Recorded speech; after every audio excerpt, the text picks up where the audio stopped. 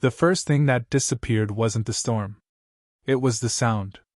1 second, the wind outside the station was screaming hard enough to rattle the metal siding and shake frost loose from the ceiling vents.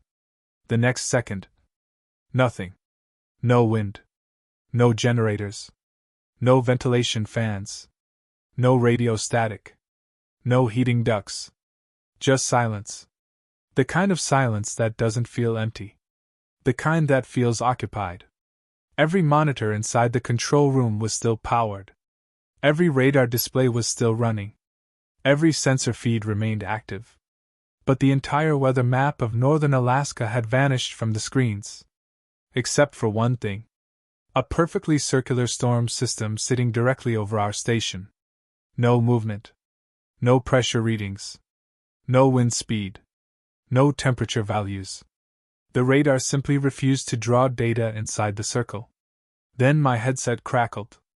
Not with static. With my own voice. Older. Tired. Almost whispering. Do not look outside when it reaches the windows. I remember staring at the microphone clipped to my jacket. I hadn't touched the transmit button. Then something moved beyond the glass. Not close enough to identify. Not far enough to ignore. Just a shape crossing through the whiteout outside the station. Too large to be a person. Too slow to be drifting snow. It took nearly half a minute to pass. And then it was gone. Officially, that storm never happened. According to Federal Weather Archives, those readings don't exist. According to personnel records, I wasn't assigned to the station until 2 weeks later.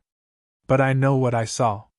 Because I wrote it down before they removed the logs. My name is Daniel Mercer. For 6 winters I worked seasonal weather support contracts across northern Alaska. Mostly temporary assignments. Mostly isolated facilities. Most people imagine weather stations as small buildings with a few antennas and a satellite dish sitting in the snow. Some are. Others aren't. The station they sent me to that winter sat almost 200 miles north of the nearest permanent settlement. No roads. No ports. No neighboring facilities. Just ice, mountains, and weather. Officially, the site existed to monitor Arctic storm formation and relay atmospheric data to civilian aviation routes crossing the region. The contract paid almost twice what similar jobs offered. Nobody asked many questions. Certainly not me. The helicopter flight from Fairbanks lasted almost 4 hours. Most of it passed beneath an endless layer of gray cloud that made it impossible to tell where the sky ended and the snow began. The pilot barely spoke. The crew chief spent most of the trip staring through the window. At one point I tried making conversation. Busy season? He looked over for a second. Storm season. That was the entire answer. The station appeared below us without warning. A cluster of low industrial buildings connected by enclosed walkways. 3 radar towers. 2 communications arrays. 1 large dome structure partially buried beneath decades of snow accumulation. From the air it looked less like a research facility and more like something designed to survive a siege. The landing pad was covered in fresh snow despite clear maintenance regulations requiring it remain constantly cleared. Nobody seemed concerned. 3 workers waited outside as we landed. None waved. None smiled. They simply watched the helicopter descend. Their heavy parkas hid most of their faces. The station manager introduced himself as Harris. Late 50s. Gray beard. Tired eyes. The sort of expression you see on people who haven't had a proper vacation in years. He shook my hand. Your room's ready. Orientation starts at 1800. That was it. No welcome briefing. No tour. No paperwork. Just instructions. Inside, the station smelled like machine oil, recycled air, and overheated electronics. The hallways were narrow and brightly lit with fluorescent panels that buzzed constantly overhead. The sound followed you everywhere. After a few hours you stopped hearing it. After a few days you started noticing when it wasn't there. My quarters were small but functional. Desk. Bed. Locker. Emergency breathing mask mounted beside the door. That caught my attention. Weather stations don't normally issue emergency respirators to maintenance staff. I assumed it was because of generator fires or carbon monoxide procedures. I didn't ask. Dinner was served at exactly 1900. 7 people sat in the cafeteria. Nobody used phones. Nobody talked much. Conversation started and stopped strangely, as though everyone was avoiding the same subject without needing to discuss what that subject actually was. Eventually I asked the obvious question. How long have you all been stationed here? The room went quiet. Not awkward quiet. Measured quiet. Harris looked up from his coffee. Long enough. Nobody added anything. Later that night I reported to the control room for my first shift. The work itself was routine. Temperature logging. Pressure verification. Radar calibration. Equipment diagnostics.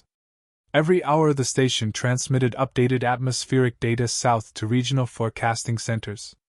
Everything looked normal. Until 2:13 in the morning. A storm system appeared on the northern edge of the radar display. Large. Dense.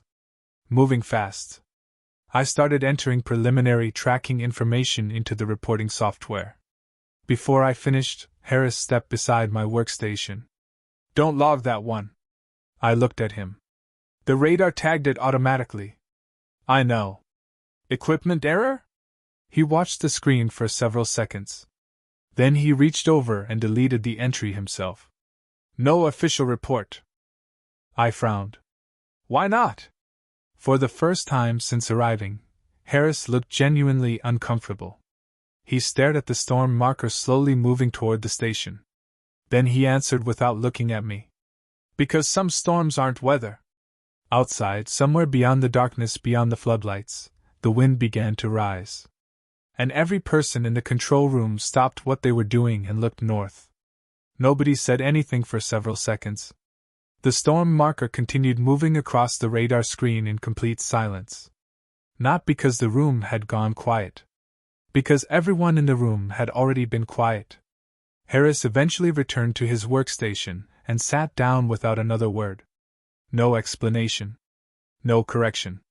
No acknowledgement that he had just told me something that made absolutely no sense. I looked around the control room.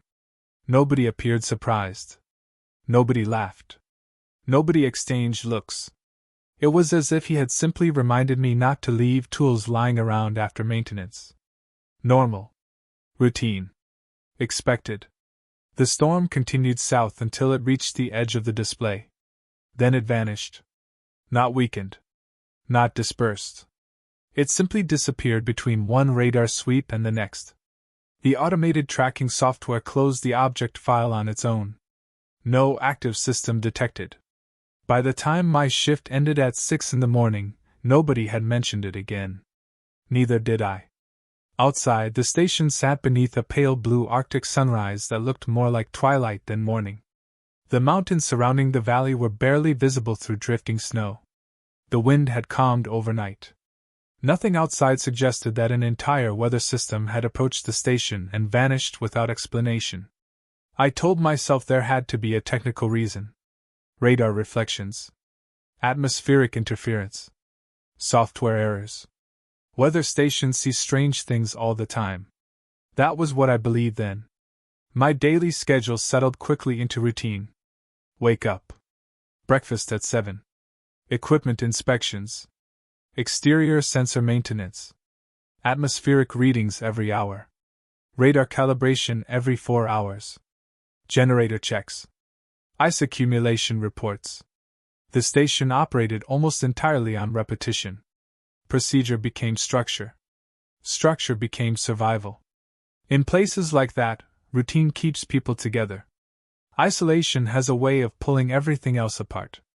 The exterior inspections became my favorite part of the day. Even in -40 temperatures, stepping outside felt better than spending another hour beneath fluorescent lights and humming electronics. The silence out there felt honest. Snow doesn't pretend to be anything else. The station itself sat on steel supports driven deep into the permafrost. Enclosed walkways connected the buildings above ground level to prevent snow burial during heavy storms. The oldest section of the facility sat beneath the communications dome on the eastern side of the compound. Nobody seemed to go there. The doors remained locked. The windows had been painted over from the inside. One afternoon I asked one of the technicians about it while we cleared ice from an antenna housing. Storage. That was the answer. Storage for what? He shrugged. Old equipment. He didn't elaborate. I noticed that happened often. Questions rarely produced arguments. They simply reached dead ends. Conversations here didn't stop naturally. They stopped deliberately.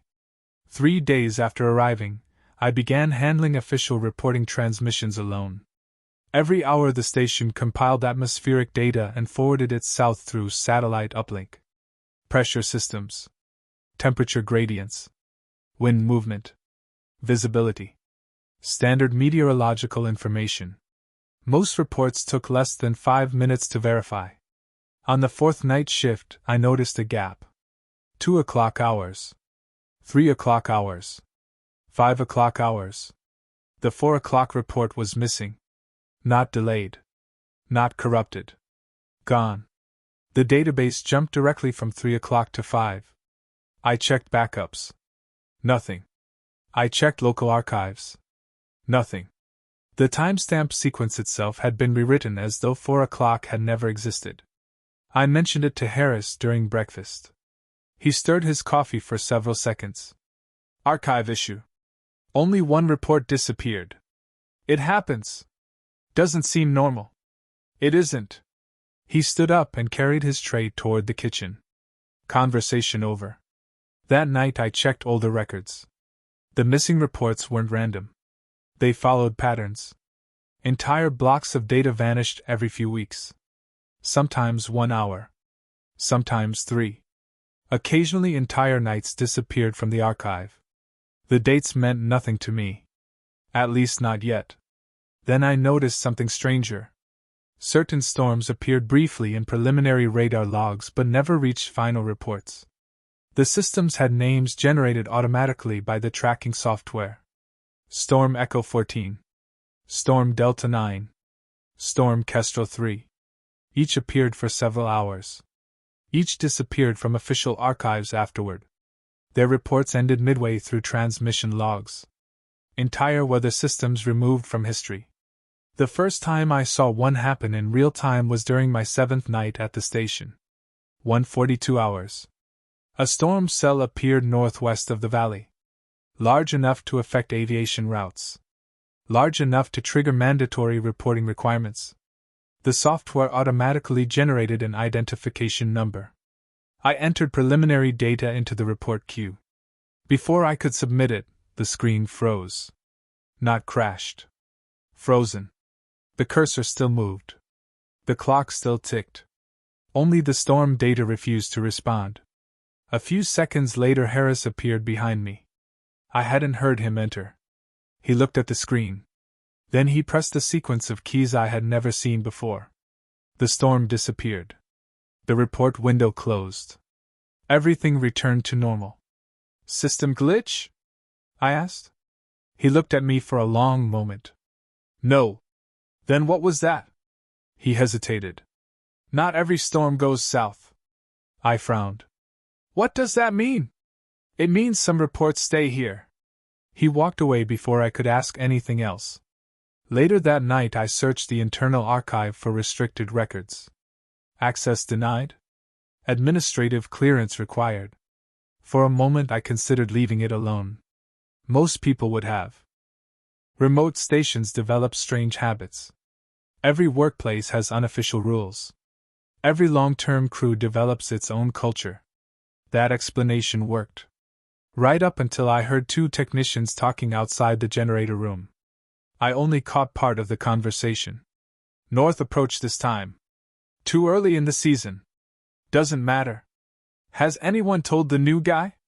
Silence. Then footsteps. By the time they rounded the corner, both men stopped talking completely. Neither acknowledged me as they passed. That night I couldn't sleep. Not because of fear. Because of curiosity. At 2:17 the station alarm sounded once. A single tone. Short. Muted. Not an emergency alarm. Not evacuation. Just one note. Everyone else ignored it. Nobody left their rooms. Nobody checked the hallways. The sound never repeated. The next morning I asked Harris what it was. He looked genuinely confused. What alarm? The one last night. For the first time since arriving, he stared at me as if I had asked the wrong question. Then he returned to his paperwork. We didn't have any alarms last night. I almost argued. Instead, I checked the maintenance logs. There was no alarm entry. No system fault. No recorded event. Nothing. That evening, while reviewing weather archives again, I noticed something hidden among the deleted reports. Every missing weather record shared one detail. The same notation. The first thing isolation changes is your sense of time. People imagine loneliness as an emotion. Out there, it felt more like physics. Days stopped feeling separate from one another. The same hallways. The same fluorescent lights. The same meals served at the same times.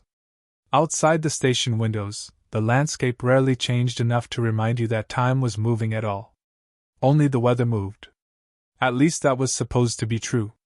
2 weeks into my assignment, I started noticing something strange about the station clocks. Not the digital system clocks. Those remained synchronized through satellite timing signals. I mean the small clocks people keep for themselves. Wristwatches. Desk clocks. Battery-powered timers mounted near maintenance stations. They disagreed with each other more often than they should have. Not by much. 2 minutes here. 4 minutes there. Once I noticed it, I started checking constantly. Nobody else seemed interested. When I mentioned it to one of the communications technicians, he shrugged. Cold affects batteries. Not like this. Another shrug. Conversation over. That became the station's universal language. Not denial. Not confirmation. Just surrender. 3 nights later I performed routine calibration on Radar Array 2. The process took 40 minutes. Every reading matched expected tolerances except one. The northern sweep repeatedly returned objects beyond the station perimeter. Not aircraft. Not weather systems. Returns. Large ones. The radar would register them for a single sweep before losing them entirely. The shapes changed constantly. Sometimes elongated. Sometimes circular. Sometimes appearing as several smaller returns moving together. The software classified them as atmospheric interference. I reran diagnostics. Same result. I checked historical maintenance logs. The issue had been documented before. Multiple times. No repair requests followed the entries. No investigations. Just a notation. North reflections normal. Do not adjust calibration. That wording bothered me. Not because it was unusual. Because it sounded rehearsed. Like something copied and pasted into reports for years. That same evening the station received a weather advisory from Anchorage forecasting moderate snowfall over the next 48 hours. At 1900 hours, snow began falling exactly as predicted. By midnight the storm should have been directly overhead. Instead the radar showed it sitting perfectly still 30 miles north of the station. Not moving east. Not moving west. Not approaching. Just waiting.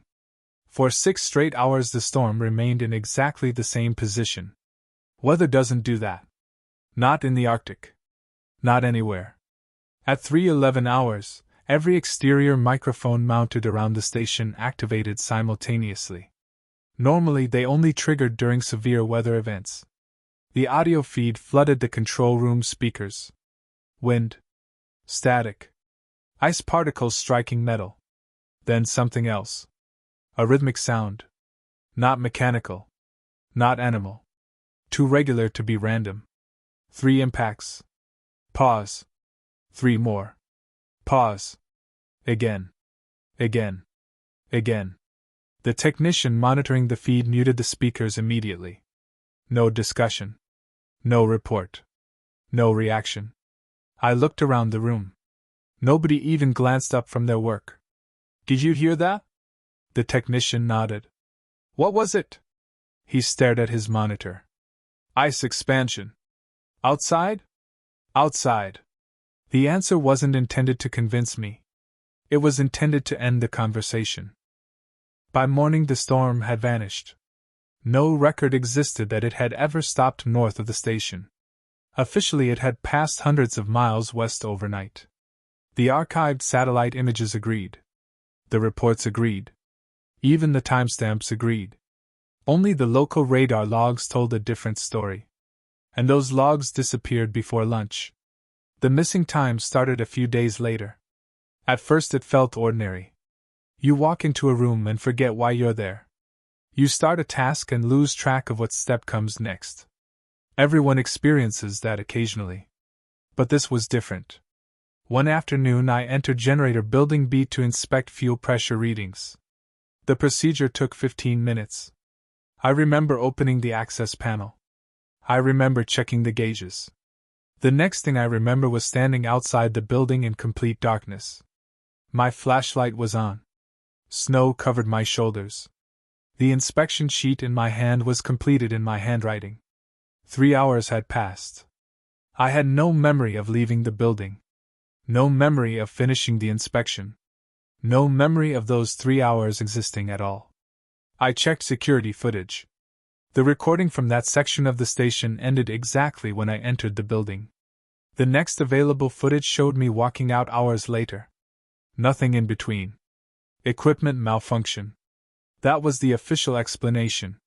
By then I was beginning to understand that equipment malfunction explained almost everything at the station. Missing reports. Missing recordings. Missing storms. Missing time. Always equipment. Never answers. A week later another storm appeared. Large. Fast-moving. Approaching directly from the north. Nobody reacted. Nobody prepared. Nobody even acknowledged it. The storm reached the station shortly after midnight. The wind outside rose steadily until it drowned out the generators. Visibility dropped to almost nothing. Then the exterior cameras failed. One by one. North camera first. Then northeast. Then east. The remaining cameras continued operating normally. Only the northern side of the station disappeared. At 0:43 hours, something struck the outside wall of the communications building.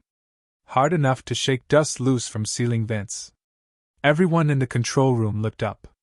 Nobody moved. 30 seconds later it happened again. The station manager calmly closed his notebook. Maintain procedures. Nobody asked questions. Nobody checked the cameras. Nobody looked outside.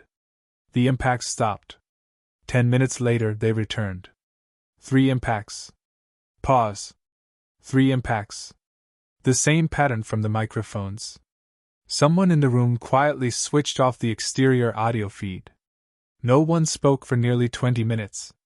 Then Harris stood up. Without looking at anyone, he said, "If you hear movement outside tonight, ignore it." One of the technicians nodded. Another closed the blinds covering the northern windows. That was apparently the entire emergency response plan. Ignore it. Close the blinds. Continue working.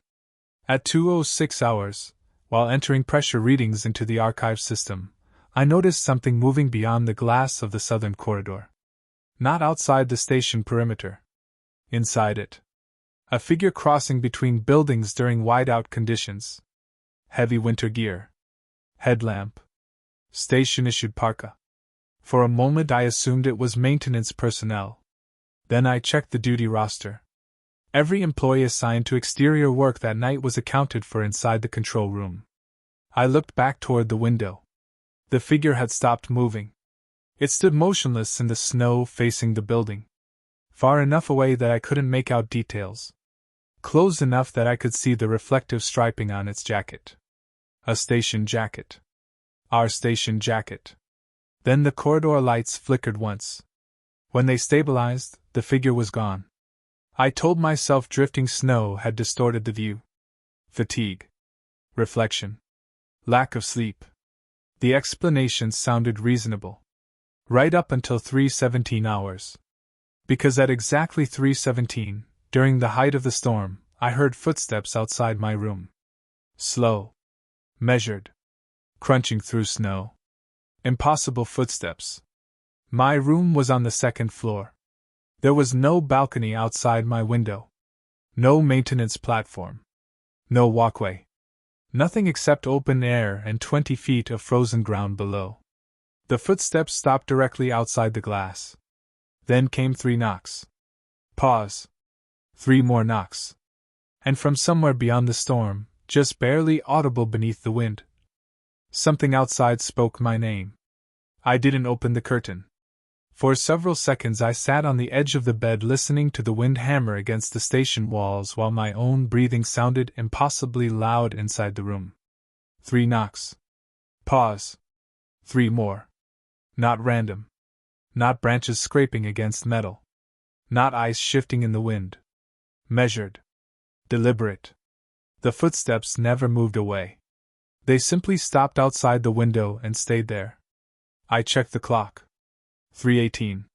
The knocking didn't happen again. Eventually exhaustion won. At some point I fell asleep sitting against the wall with the room lights still on.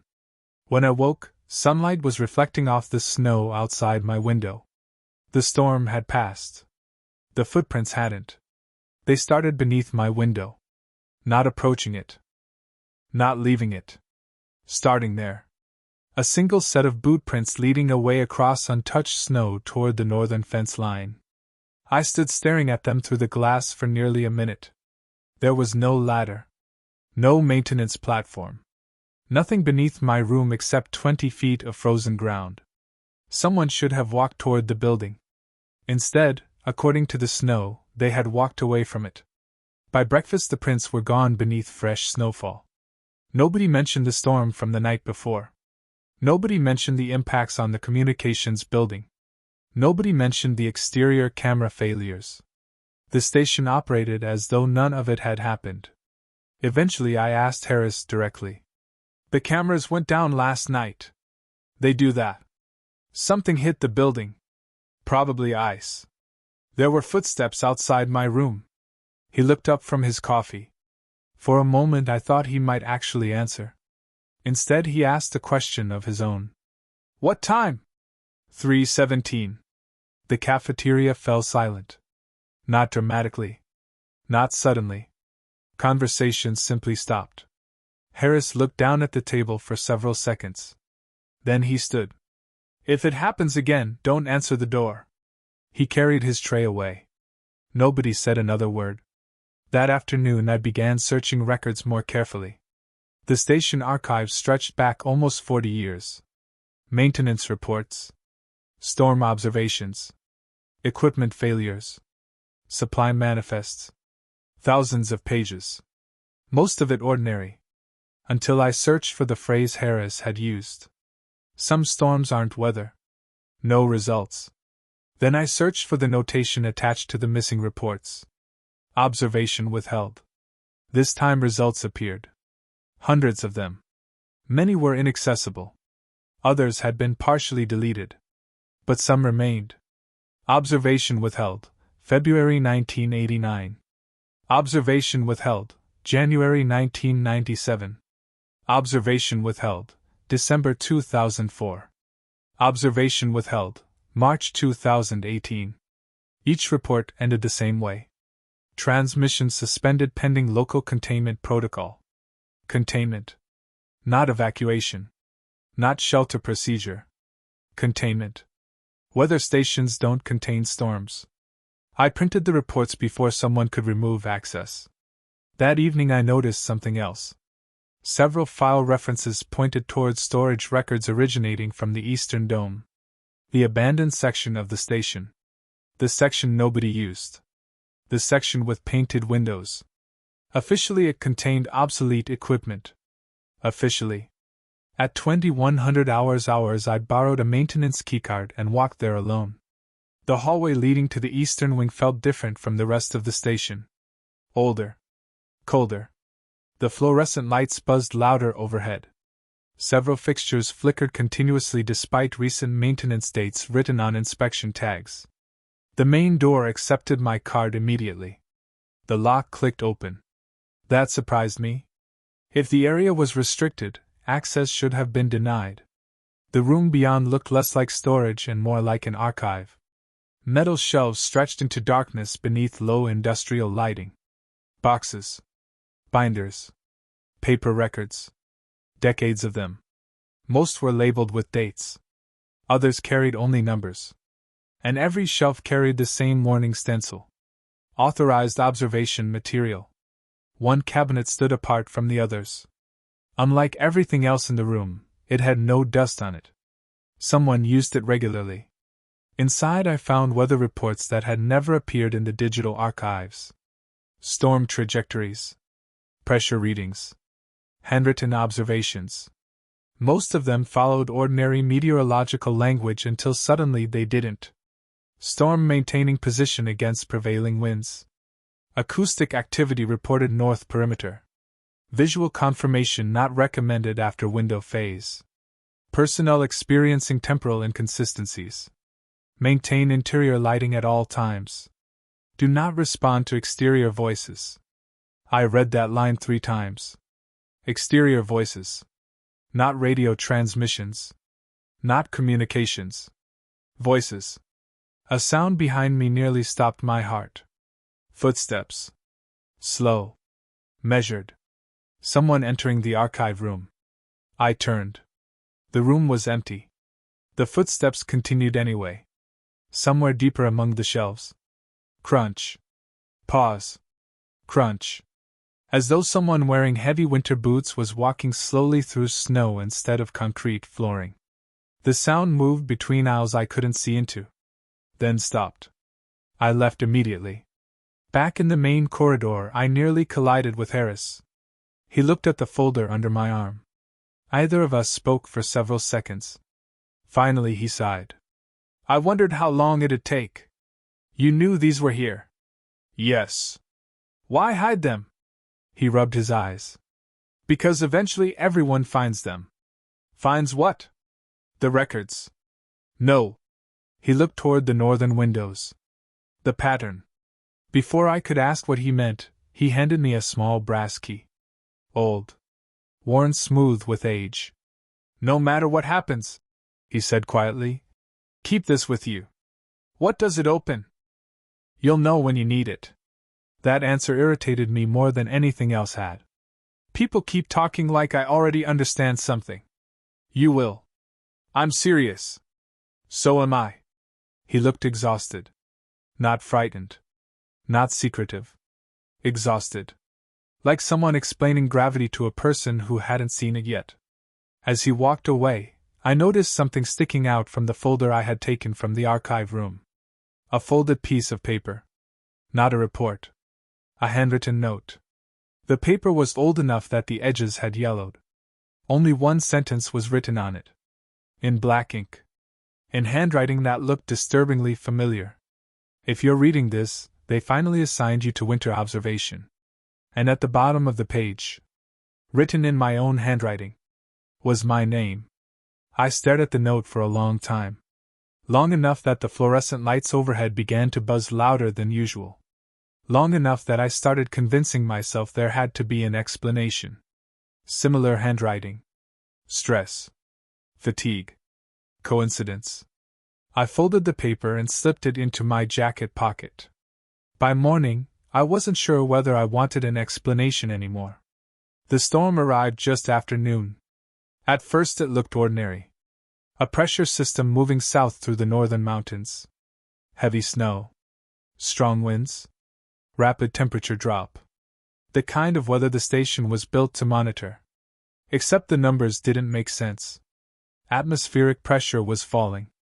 Wind speeds were increasing. Visibility was collapsing.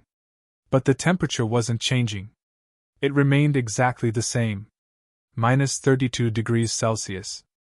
Hour after hour. Not minus 31. Not minus 33. Exactly minus 32. The reading never moved. By mid-afternoon, every sensor on the northern array showed the same value. Minus 32. The southern array showed minus 27. The eastern array showed -35. Only the northern sensors agreed with each other perfectly. Too perfectly. I recalibrated them twice. No changes. At 1417, radar array 2 lost contact with the storm completely. The weather system still existed on satellite imagery. The external cameras showed snowfall intensifying outside. The wind sensors showed hurricane force gusts. But the radar displayed empty sky. Not interference. Not signal loss. Nothing. An empty section of atmosphere where an active storm should have been. When I pointed this out, Harris merely nodded. That's earlier than last time. Last time. Not if. Not maybe. Last time. The station manager walked to the northern windows and lowered the blinds himself. One by one. The rest of the staff followed without being asked. Nobody looked outside. Nobody questioned it. One technician began covering and used computer monitors with black cloth. Another disconnected the exterior microphones. Someone else taped paper over the small observation windows and the cafeteria doors. Procedures. Everyone knew their role. Everyone except me. What exactly are we preparing for? Nobody answered. At 16:03 the radios started receiving transmissions. Not from aircraft. Not from nearby facilities. Not from emergency channels. The signals arrived on frequencies that shouldn't have carried voice traffic at all. Weather frequencies. Navigation frequencies. Maintenance channels. Every few minutes another transmission appeared beneath the static. Most lasted only seconds. Fragments. Single words. Sometimes numbers. Sometimes breathing. The communications technician wrote each time down carefully in a notebook but never attempted to answer. Then one transmission came through clearly. Station 7, this is Anchorage Center requesting confirmation of northern visual contact. Silence filled the control room. The technician switched the radio off. I stared at him. Why didn't you answer? He looked genuinely confused by the question. Because Anchorage stopped using that call sign in 1998. Nobody spoke after that. At 17:22 every clock in the station stopped. Not failed. Stopped. Digital displays froze. Wall clocks halted. Microwave clocks. Watch displays. Everything. For nearly 40 seconds. Then every clock restarted simultaneously. 17:23. 40 seconds gone. Not missing. Removed. The security cameras recorded the interruption. The server logs recorded it. But none of the timestamps reflected it. According to every system in the station, time had moved normally. Only the people inside remembered otherwise. Nobody discussed it. Nobody even looked surprised. One of the engineers simply crossed out a line in his notebook and wrote, "First temporal event confirmed." First. The words stayed with me. At sunset the storm finally appeared on radar again. The display room fell silent. Because the storm wasn't moving toward the station. It was centered on it. The eye of the system sat directly over the facility. Perfectly circular. Perfectly still. The storm radius measured almost 90 miles. The station sat exactly in the middle. That wasn't possible. We should have experienced calm conditions inside the eye. Instead, the building shook beneath continuous winds. The pressure outside continued falling. Snow hammered against the walls hard enough to sound like sandblasting. Meteorology didn't work like this. The radar image updated again. The storm had not moved. The station had. Our location marker shifted nearly 6 miles north. 30 seconds later it shifted back. No GPS warning triggered. No navigation alarms sounded. Only the map itself moved. I checked coordinates manually. Everything appeared normal. Until I compared them against yesterday's records. The station coordinates had changed by 11 seconds of latitude. A difference of several hundred meters. Facilities don't drift across Alaska. Not even slowly. At 2041 the emergency alarm sounded. Not once. 3 times. a slow, repeating tone that echoed through the corridors. Everyone stood immediately. No panic. No confusion. Just routine. Harris handed me the brass key. Keep this with you. What does it open? The same thing it opened for the last observer. Observer. Not technician. Not analyst. Observer. What happens if I leave? He met my eyes for the first time all day. You don't want to be outside when the storm realizes where you are. Before I could ask what that meant, the station lights dimmed. Not flickered. Dimmed. As though the building itself had taken a breath. Every computer monitor in the control room switched to static. One by one. Until only a single screen remained active. The northern exterior camera.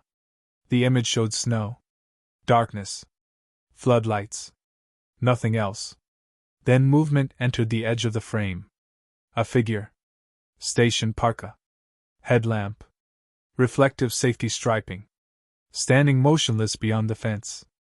The camera zoomed automatically. Nobody touched the controls. The image sharpened. The figure wore my identification badge clipped to its jacket. My photograph stared back at me from the monitor. Same name. Same employee number. Same face.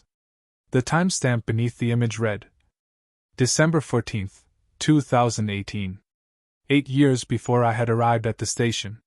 The figure slowly raised one hand. Not waving. Pointing. Toward the northern mountains. Then the camera feed cut to black. At exactly the same moment, every radio in the station activated simultaneously. Through layers of static, distortion, and wind, a single sentence emerged. Spoken in my own voice.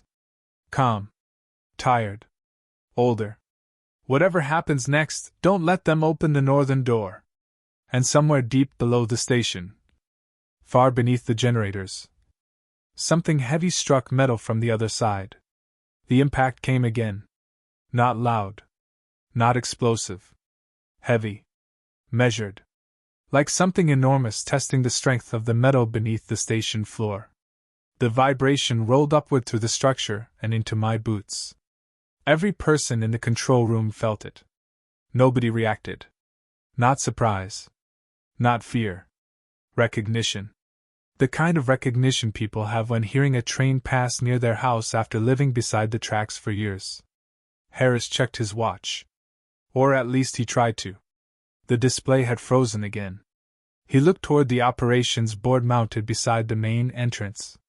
Protocol 3. Nobody asked questions. Nobody hesitated. The room suddenly became a machine. The communications technician disconnected the satellite uplink. The radar operator shut down 2 of the 3 arrays. Another worker walked through the station covering reflective surfaces with dark cloth. Television screens. Observation glass. And used monitors. Even framed photographs disappeared beneath black fabric. I watched for several seconds before finally speaking. What are we doing? Harris handed me a clipboard. Survival procedures. For what? He considered the question. Then answered carefully. For the storm. Another impact rolled through the station. Closer this time. Somewhere beneath the eastern wing. The same eastern wing containing the archives. The same eastern wing nobody ever entered. The overhead lights dimmed again. Not from power failure. The generators were running normally. Voltage remained stable. The building simply became darker. As though the light itself wasn't reaching as far as it should. The maintenance chief approached carrying a sealed container. Inside were emergency respirators. 1 for every person in the room. Exactly the same masks mounted beside our beds. Nobody put them on. They simply kept them nearby. Why do we need these? Pressure changes. From weather? Nobody answered. The station speakers crackled overhead. Not an alarm. Not an announcement. Static. Low and constant. Almost beneath hearing. Then words emerged. Not sentences. Fragments. Half-finished conversations buried inside interference. North side secure. He already heard it. Don't answer if it uses names. The speakers went silent. Nobody in the room looked up. Nobody even acknowledged the transmission. Harris quietly switched the internal communication system off. The impacts beneath the station stopped. For almost an hour, nothing happened. That turned out to be worse. Because eventually I realized something. The storm outside had disappeared. Not ended. Disappeared. No wind struck the walls. No snow rattled the windows. Nothing. Absolute silence. The kind of silence that feels wrong inside industrial buildings. Generators should hum. Ventilation systems should hiss. Pipes should click. Metal should settle. Instead, there was nothing. I opened the maintenance diagnostics. Every system showed normal operation. The generators were running. The heaters were active. Air circulation remained online. The station should have been noisy. Instead, it sounded abandoned. Then the pressure changed. My ears popped instantly. Several others reached for the respirators but didn't put them on. The barometric readings fell rapidly. 980 millibars. 960. 961. 962. Impossible numbers. The station should have lost windows long before reaching those levels. Nothing happened. No alarms triggered. No structural warnings appeared. The building simply endured. As though it had been designed for this exact event. The realization hit me immediately. It had been. I remembered the unusually thick doors. The reinforced corridors. The absence of exterior windows in newer sections. The buried lower levels. The emergency masks. The station wasn't built to study storms. It was built to survive them. Another transmission burst through the dead radios. This time everyone heard it clearly. Observation personnel remain away from exterior access points. Static. Do not respond to voices originating outside assigned sectors. Static. If visual contact occurs, discontinue observation immediately. The voice wasn't distorted. It wasn't damaged by interference. It sounded like a standard safety briefing. Professional. Routine. Recorded. Harris looked pale. That's not one of ours. Who transmitted it? Nobody answered. At 2314, the northern pressure doors sealed automatically. Massive steel barriers slid into place inside the walls. I hadn't even known they existed. Emergency lighting activated throughout the northern corridors. Red lights. Low lights. The kind used aboard ships and submarines. The kind meant to preserve night vision. The kind designed for people expecting darkness.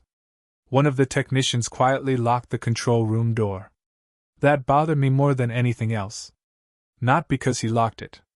Because he locked it from the inside. The exterior camera system suddenly returned. One monitor after another flickered to life. South perimeter. West perimeter. Vehicle garage. Communications tower. Every camera functioned normally. Except the northern cameras. Those showed only static. Then, slowly, an image appeared. Not the fence. Not the floodlights. A corridor. An interior corridor. Our corridor. Camera 7 should have been mounted outside facing north. Instead, it showed the second-floor hallway leading toward the sleeping quarters. Empty. Fluorescent lights buzzing overhead. Nothing moving. Then a door opened. My door. Someone stepped into the hallway. Station parka. Winter boots. My jacket. My face. The figure walked toward the camera. Stopped. Looked directly into the lens. Then raised one finger to its lips. The image vanished. Nobody in the room spoke. Finally, I turned toward Harris. How long has this been happening? He stared at the dead monitor. Longer than this station has existed. Then what is it? He rubbed his eyes. The storms observe. The answer sounded absurd. Until he continued. And eventually they learn enough to come inside. Another impact shook the station. Not below us this time. Above us. Something moved across the roof. Slowly. Heavy enough that metal supports groaned beneath the weight. One step. Pause. Another step. Crossing from north to south. Every person in the room stopped breathing. The footsteps stopped directly above the control room ceiling. Silence followed. 30 seconds. A minute. 2 minutes. Then came 3 knocks. Directly overhead. Pause. 3 more. The exact same pattern. Nobody moved. Nobody spoke. Then the station intercom activated by itself. My own voice filled the room. Calm. Exhausted. Older. Do not let it convince you that it remembers being you. The transmission ended. Across the room, Harris slowly closed his eyes. Because unlike me, he wasn't hearing those words for the first time. And when he finally spoke, his voice barely rose above a whisper. It reached the station much earlier this year. Then he looked directly at me. And it usually doesn't find the observer until the final storm. The room stayed silent after Harris spoke. Not the ordinary silence the station had trained me to expect. This was different. Heavy. Final. The kind of silence that settles over people after someone says out loud the thing everyone else has spent years avoiding. The observer. Not an observer. The observer. A role. A designation. A position in a process that apparently existed long before I had ever arrived. I looked around the control room. Nobody argued with him. Nobody looked confused. Nobody even looked surprised. They looked tired. Like mechanics discussing a machine that had broken down too many times before. What exactly is the observer? Harris didn't answer immediately. Outside, something moved across the roof again. Slowly. Deliberately. Metal supports groaned overhead. Then the sound stopped directly above us. Waiting. Harris finally spoke. The storms don't arrive all at once. I waited. They begin with observations. Observations of what? People. The words sat in the room. Uncomfortable. Incomplete. The first storms watched from a distance.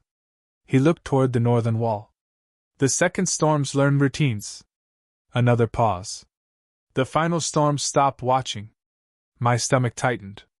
What happens then? Nobody answered. The answer wasn't necessary. At 0:42 hours the station lights dimmed again. This time they stayed dim. Emergency illumination painted the corridors in soft red shadows. The control room suddenly felt smaller. The walls closer. The ceiling lower. One of the technicians quietly walked to the operations cabinet and removed a thick binder labeled Winter Observation Manual. The pages inside were worn from use. Frequently used. Frequently updated. He opened directly to a marked section. Phase 4 response. Avoid mirrors. Avoid exterior reflections. Avoid isolated rooms. Do not acknowledge familiar voices after 1 o'clock hours. If duplicate personnel are observed, discontinue interaction immediately. Duplicate personnel. Nobody in the room reacted to the wording. I remembered the figure on the camera. My face. My jacket. My identification badge. The technician turned another page. If memory inconsistencies exceed acceptable thresholds, designate a replacement observer immediately. Replacement. The word hit me harder than duplicate had. Harris. He already knew the question. You're not the first observer. The station suddenly felt much older than it had a moment earlier. How many have there been?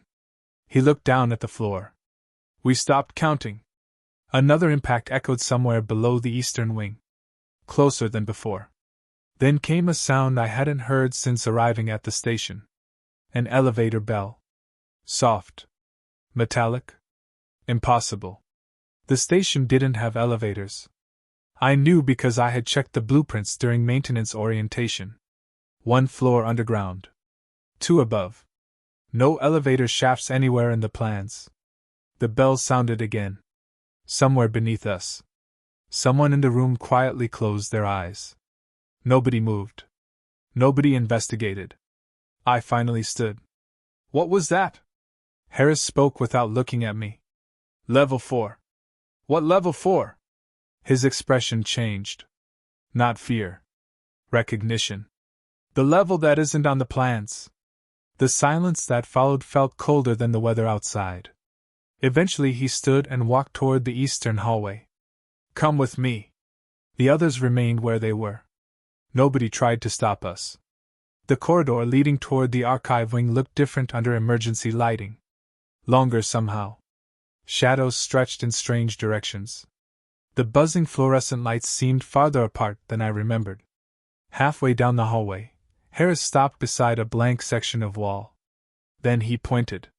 Use the key. The brass key. The key he had given me. There was no visible lock. No handle. Nothing. Then I noticed a small metal plate hidden beneath peeling paint. The key fit perfectly. The lock turned.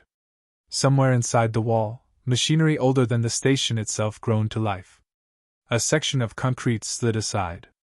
Behind it sat an elevator door. Old steel. Scratched paint. No markings. No floor indicators. No buttons except one. Down. I stared at it. This was here the whole time? Not always. That answer didn't help. The doors opened. The elevator interior looked older than anything else in the station. Yellowed lighting. Steel walls. A faint smell of dust and machine oil. On the rear wall someone had carved dozens of names into the metal. Dates beside them. 1987. 1988. 1989. 1990. 1991. 1992. Every date corresponded to one of the missing reports. Winter observation years. My eyes stopped on the final entry. Daniel Mercer. 2026. Already carved. Already aged. As though it had been there for years. I stepped backward immediately. No. Harris didn't seem surprised. It appears early sometimes. I never wrote that. I know. The elevator doors began closing by themselves. For a moment I caught movement reflected in the steel interior walls. Several figures standing inside behind us. Station uniforms. Winter parkas. Faces hidden by shadow. When I looked directly into the elevator, it was empty. The doors shut. The elevator began descending. Neither of us had entered. Neither of us had touched the controls. The floor indicator above the door lit up. -1. -2. -3. -4. The station only had one underground level. The elevator continued descending. Eventually the indicator went dark. The movement continued anyway. After nearly a minute, the elevator stopped. A moment later it began coming back up. Slowly. Floor indicators illuminating one by one. -4. -3. -2. -1. Ground. The doors opened. The elevator was empty. Except for one thing resting on the floor. A clipboard. Station issue. Fresh paper attached. On the first page was a personnel transfer form. Observation succession documentation. Previous observer status. Unavailable. Replacement observer. Daniel Mercer. Effective date. December 14, 2026. At the bottom sat a signature line. Already signed. In my handwriting. Behind us, somewhere beyond the sealed northern doors, the storm finally made a sound. Not wind. Not impact. Not machinery. A voice. My voice. Speaking through layers of snow and static. You still think you're the first one to remember? The station lights flickered once. Twice. Then every radio in the building activated simultaneously. A weather transmission began playing on every frequency. Professional. Routine. Official. Attention all northern monitoring facilities. Static swallowed the message briefly. Then it returned. Winter observation transfer confirmed. The transmission paused. Please prepare accommodations for arriving personnel. Everyone in the control room looked toward me. Not with fear. Not with suspicion. With pity. Because according to the station records, someone was already on their way to replace me. Nobody moved after the transmission ended. The control room remained silent except for the low hum of electronics and the distant sound of snow moving somewhere beyond the walls. Not wind. Not exactly. The sound reminded me of water moving beneath ice. Slow. Heavy. Constant. Harris reached over and switched the radios off. The silence that followed somehow felt worse. "How long do we have?" I asked. He looked toward the northern side of the station. "Until it finishes learning." That answer stayed with me. Learning. Not arriving. Not attacking. Learning. The station lights dimmed again. This time the emergency lights didn't activate immediately. For 3 or 4 seconds the control room sat in near darkness. Long enough for everyone to stop breathing. Long enough for me to hear movement somewhere inside the ventilation system overhead. Then the red emergency lights returned. Nobody mentioned the sound. Nobody looked up. One of the technicians quietly wrote a time down in his notebook. 1:11 hours. Another procedure. Another event everyone recognized except me. The northern pressure doors suddenly groaned. Not opening. Flexing. As though something on the other side had leaned against them. The steel supports vibrated. A second later it happened again. Not an impact. Pressure. Weight. The sensation of something standing against the door and simply resting there. Listening. Waiting. The technician nearest the cameras switched the northern feeds back on. Static. Snow. Darkness. Then an image stabilized. The northern floodlights were still operating. The fence remained intact. Nothing moved. The pressure doors groaned again. The camera zoomed automatically toward the fence line. There was nobody there. Then the image shifted slightly. Not zooming. Adjusting. Because someone was standing directly beneath the camera. Too close to appear in frame. The technician immediately shut the monitor off. Nobody argued. Nobody asked what he had seen. At 1:26 hours the building pressure changed again. Every person in the room reached for the emergency respirators. My ears popped hard enough to hurt. Coffee cups rattled across desks. Loose papers slid slowly toward the northern wall despite the room being perfectly level. The pressure sensors flashed warnings across every screen. 877 millibars. 861. 862. Impossible. Absolutely impossible. Aircraft cabins don't operate at pressures that low. People should have been struggling to breathe. Instead, the station simply continued existing as if the laws governing the outside world had stopped applying. Harris noticed me staring at the numbers. "It gets worse near the center." "The center of what?" He looked toward the sealed northern corridor. "The observation area." Before I could ask another question, every monitor in the control room changed. Not crashed. Changed. The weather radar disappeared. The maintenance systems disappeared. Every screen displayed the same image. A live camera feed of the control room itself.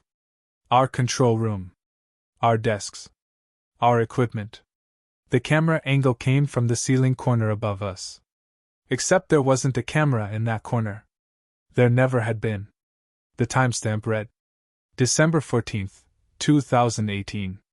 8 years earlier. The room on the monitor wasn't empty. People occupied every workstation. Technicians. Operators. Station staff. Then one of them turned toward the camera. Me. Older. Thinner. Exhausted. The same face from the radio transmissions. The same face from the northern fence. He looked directly into the lens. Then directly at me. Across 8 years that should not have existed. He spoke. No audio came through the speakers. But I knew exactly what he said. Run. The image vanished. The control room returned. Nobody spoke. Nobody looked surprised. Finally Harris sighed. "It remembers previous observations." "You've seen that before?" "Every cycle." "Cycle." Another word nobody had explained. Another word everyone else already understood. At 1:53 hours the storm finally reached the station. Not outside. Inside. The fluorescent lights overhead stopped buzzing. The ventilation system fell silent. The generators disappeared beneath a pressure so complete that it felt as though the entire building had been submerged underwater. Silence filled every corridor. Every room. Every breath. Then came footsteps. Not on the roof. Not outside the walls. Inside the station. Slow. Measured. Heavy winter boots walking somewhere along the northern hallway. Crunch. Pause. Crunch. As though the floor itself had become snow. The footsteps continued toward the control room. Nobody moved. Nobody spoke. The sound stopped outside the locked door. 3 knocks. Pause. 3 more. Exactly the same rhythm. Nobody answered. The handle slowly turned anyway. The door remained locked. The handle turned again. Then stopped. For almost a minute nothing happened. Finally a voice spoke from the hallway. My voice. Tired. Older. Please let me in. No one moved. I know you're scared. Silence. I was too. Harris closed his eyes. The voice continued. It gets easier after the transfer. The pressure in the room seemed to drop another degree. Another inch. Another impossible amount. One of the technicians quietly began crying without making a sound. The voice outside the door spoke again. It remembers less if you cooperate. The handle stopped moving. Footsteps moved away. Slowly. Patiently. Not disappointed. Not angry. Just continuing the process. At 2:17 hours the storm vanished. Instantly. The generators became audible again. The fluorescent lights buzzed overhead. Pressure readings returned to normal. Wind struck the walls. Snow rattled against the windows. The ordinary sounds of reality returned all at once. Every monitor switched back to normal operation. Every system reported stable conditions. The storm radar showed clear skies across northern Alaska. As though the last several hours had never happened. Nobody celebrated. Nobody relaxed. The technicians simply resumed work. Harris stared toward the northern corridor for a long time. Finally he spoke. It's over. But his voice carried no relief whatsoever. Because outside the southern observation window, where there should have been nothing except snow, fresh footprints were leading away from the station. One set. Station boots. My boot size. My walking pattern. Heading south. Toward the mountains. Toward civilization. Toward places where storms had never been recorded before. At least officially. Harris followed my eyes to the tracks in the snow. For the first time since I had met him, he looked genuinely afraid. Because the footprints weren't arriving. They were leaving. And according to the snow outside, someone who looked exactly like me had already walked out of the storm hours earlier. Nobody followed the footprints. That was the first thing I learned about winter observation. You don't investigate. You don't pursue. You don't confirm. You record. You survive. You wait for the weather to leave. Harris stood beside the observation window for almost a minute before lowering the blinds. When he turned back toward the room, he looked older than he had a few hours earlier. Not tired. Aged. As though the storm had taken something with it on the way out. Document the direction of travel, he said quietly. Do not estimate destination. The technician nearest me wrote exactly that into the report. Nothing more. No speculation. No discussion. Procedure. Always procedure. Outside, daylight slowly returned to the valley. The storm had vanished completely. The sky above the station was clear. Blue. Cold. Perfectly ordinary. By noon the maintenance crews were outside repairing equipment damaged during the night. Broken antennas. Ice accumulation. Communication relays. Normal work. Normal conversations. Normal weather station problems. The northern fence remained untouched. No damage. No footprints. Nothing. The tracks leading south had disappeared beneath fresh snowfall before anyone else could see them. By afternoon, every trace of the event was gone. The pressure logs had vanished from the archive. The radio recordings had vanished. The security footage had vanished. According to the official systems, the station had experienced moderate snowfall and routine communication interference. Nothing else. I stopped asking how. I already knew the answer. Equipment malfunction. It was always equipment malfunction. 3 days later I accessed the personnel records. Mostly because I wanted proof that I hadn't imagined any of it. The file opened immediately. Station personnel. 7 active employees. I counted 8 names. Mine wasn't one of them. I checked again. Same result. No Daniel Mercer. No arrival date. No assignment records. No transportation manifests. According to station administration, I had never arrived. I printed the page. The printer produced a blank sheet of paper. That evening I found Harris standing alone in the communications room. Neither of us spoke for a while. Finally I asked the question that had followed me since the elevator. Did it replace them? He knew who I meant. The previous observers. He stared through the darkened northern windows. I don't know. You really don't know? No. He looked exhausted. Some people leave. He paused. Some people stay. And the others?